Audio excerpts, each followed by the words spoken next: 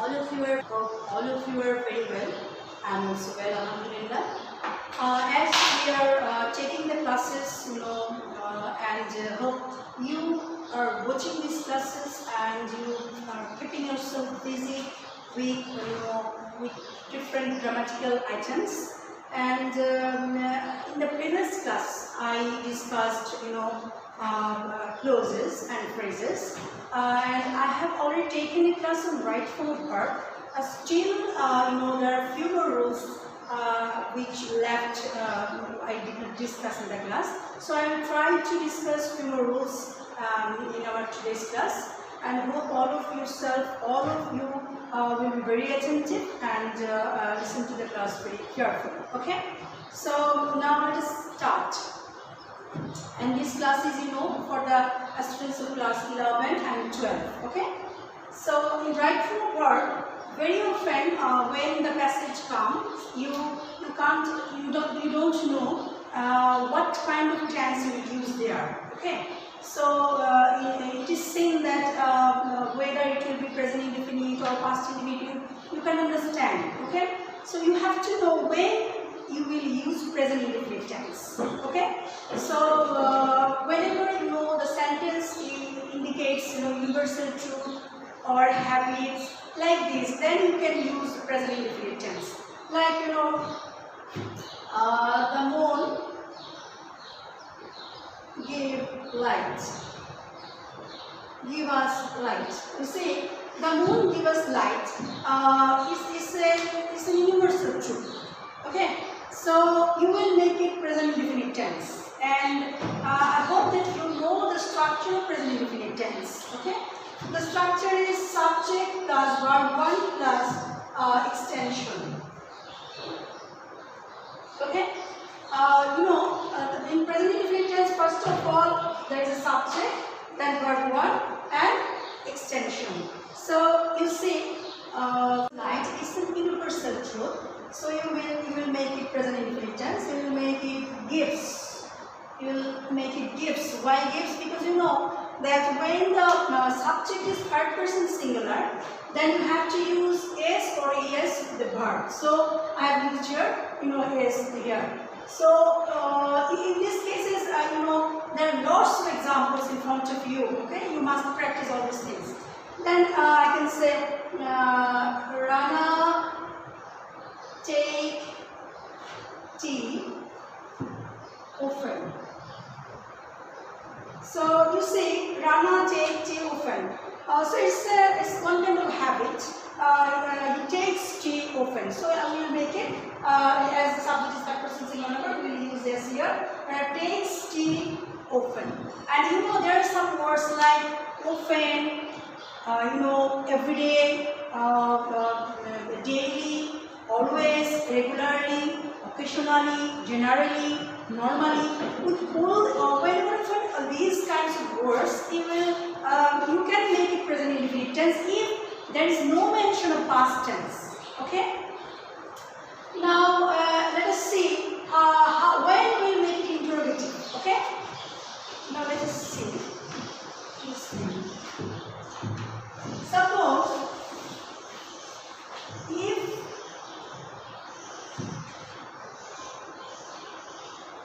if you find this kind of sentence like Rana take tea often, and at the end of the sentence there is an interrogation, in that case you will make it interrogative sentence. Okay, so you know what is the format of interrogative sentence, the structure, like do or does plus subject verb 1 plus extension plus question mark. So you say Rana take tea often, and you must know that does is only for the third person singular number. Does is only for third person singular number, and I hope you know the persons. Okay, first person I, we. Second person you, and all the things are third person except this I, we, and you. All the things. Okay. So in third person, as you have third person like bird, it's a third person singular number. But when you say birds, it will be third person plural. So third person singular will take does, and with third person singular number, you will add s or yes with the verb. Okay, so we will make it interrogative. So what will we do? First of all, we use does. Does Rana take tea often? Does Rana take tea often? You say, when I use does, I just omit this s or yes. Okay, so this is the structure of present indefinite tense in interrogative sentence. Okay, so now let us see another rule. Rana go to college yesterday. See, I discussed in my earlier classes that when you find yesterday, ago, long ago, once upon a time, all these words, then you will make it past indefinite tense. But you will make it past indefinite tense, but you have to use the structure of interrogative sentence. The structure of the affirmative sentence is like subject, verb to extension. And interrogative, did, subject, did plus subject plus verb 1 plus extension. You see, and question mark. So you see, there is a question mark. So you have to make it interrogative sentence. So first of all, you have to use did. Did Rana go to college yesterday? So I have made it in this way. But if there is no question mark, then you have to make it affirmative sentence. You have to write in this way like Rana went to college. So here I have used verb to. Okay. So in past indefinite tense, whenever you make it interrogative sentence, you have to use did. First of all, you have to use did first. Then you will make the present form of verb. Okay. Now let us see another rule.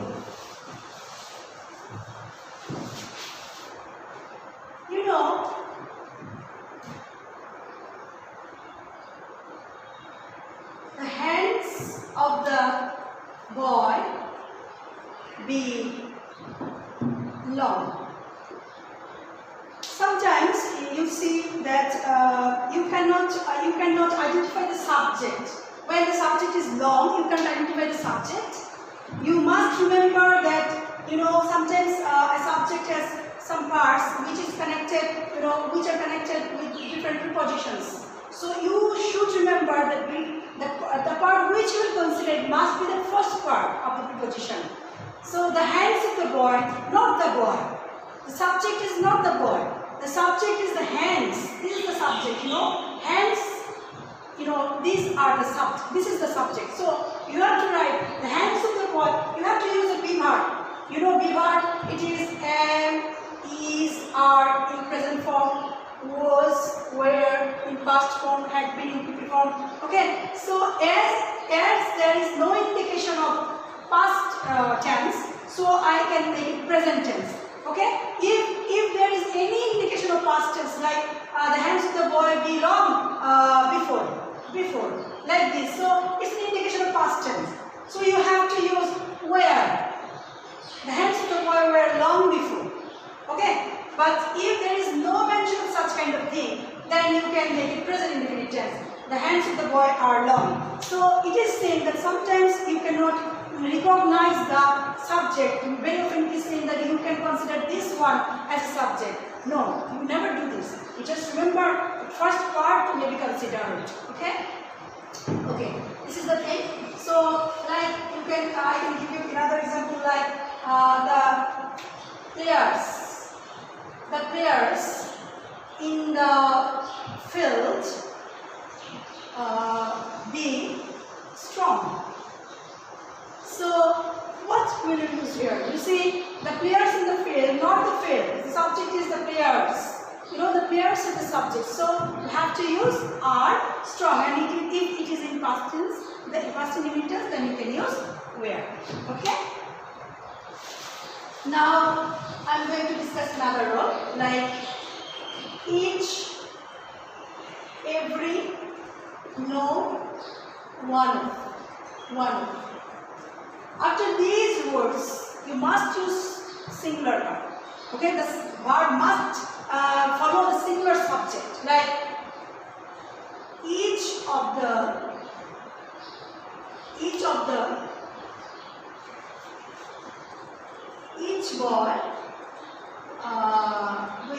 boy gets a book.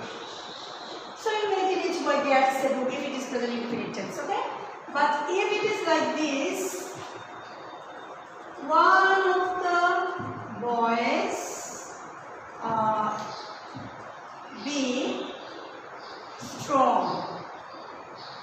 So you see, one of the boys. So boys, you may think that it is plural, so the verb will be plural. No, you have to think that there is the use of one of. So you will make is strong or was strong. It is, if it is present indefinite, is strong, and if it is past indefinite, you will use was strong.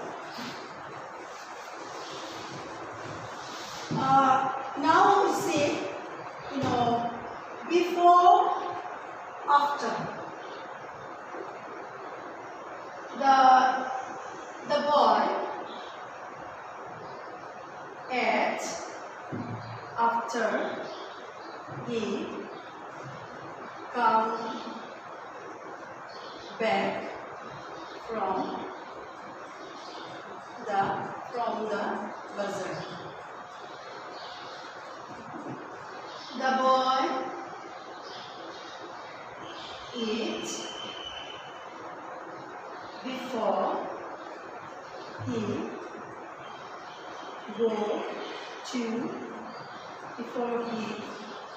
went to bazaar. So in past perfect tense, very often you have such kind of structure, and you have the use of after and before. Okay, so it is saying that you make a mistake in using right form of verb. Okay, so you see, when you will find before, the first part will be past perfect tense. When you will find before, the first part will be past perfect tense, and when you will find after, the next part will be past perfect tense. So you have to use the structure of past perfect tense, like the boy had eaten. The boy had eaten before he went to bazaar. And in the previous sentence, I have used after. So after, you have to use past perfect tense. Like he had come back from the bazaar. Do you understand? I am again telling you that when you will find the use of before, you have to use past perfect tense. Before you will use past perfect tense before. Okay? But when you find after, then you have to use past perfect tense after. Okay? So I hope that you will remember all these things. Now I am going to give you another example, like the teacher, the man worked here for 2 days. The man worked here since morning. So in this case you have to use present perfect continuous tense. Okay, present perfect continuous tense. The structure: subject, have been or has been, plus verb plus ing plus extension plus for or since plus extension. Okay, so the man worked here for 2 days. You see, there is indication of time for 2 days since morning. So in that cases you will use present perfect continuous tense. Okay, so you will write, with the third person singular number you have to use has been, and with the other subjects you will use have been. Okay, so you will write the man has been working. The man has been working here for 2 days. The man has been working here since morning. So do you understand the thing? That you just have got the point. When you find the indication of time,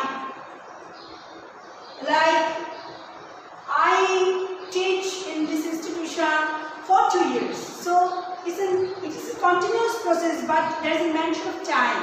You know, present continuous tense, it is going on without mentioning the time. But present perfect continuous, there is the mention of time. Okay, time is very often mentioned. So when you find such kind of structure like for 2 days, for 3 days, for 7 days, since morning, since afternoon, since evening, like this, since 1971, you will use present perfect continuous tense. Now let us see another thing, like I had better,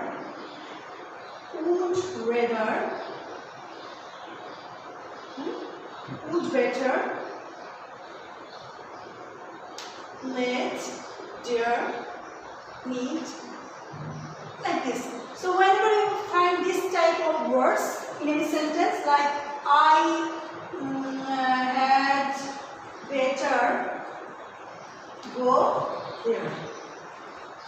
So you see, whenever you find had better, would rather, better, let, dare, need, like these types of words, you will use bare infinitive.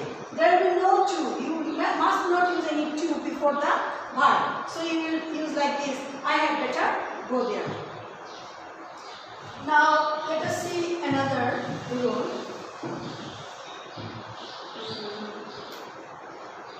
See, get, got, getting, okay, have, has, having.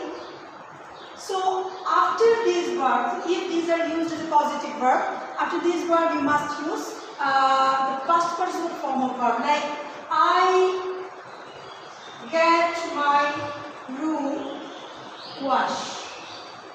See, I get my room washed. So whenever you use get, got, getting, have, has, having, like as a positive verb you have to use PP form of verb, past participle form of verb, like washed, cleaned. Do you understand? So whenever you write from a verb, I will suggest you to follow my earlier class, the first class, and with that class we will add this class also. And I have discussed many rules in these 2 or 3 classes. Okay. Now let us discuss another rule, and it is saying that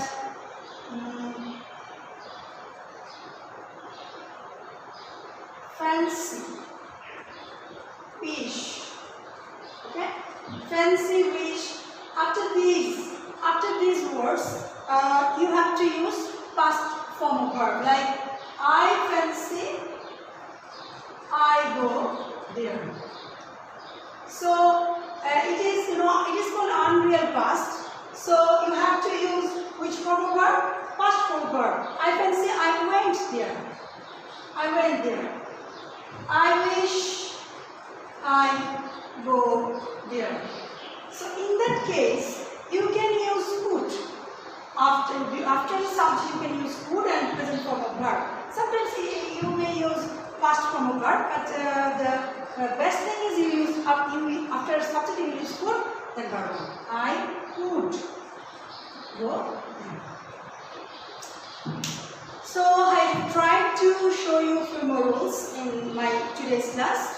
Hope you will keep yourself busy with following this class, doing exercises, find out all the problems, and you should not waste time, because it's very valuable. Time is very valuable, so you have to utilize the time. In the next class, I will come with new and few more items. Until then, stay well. Thank you very much.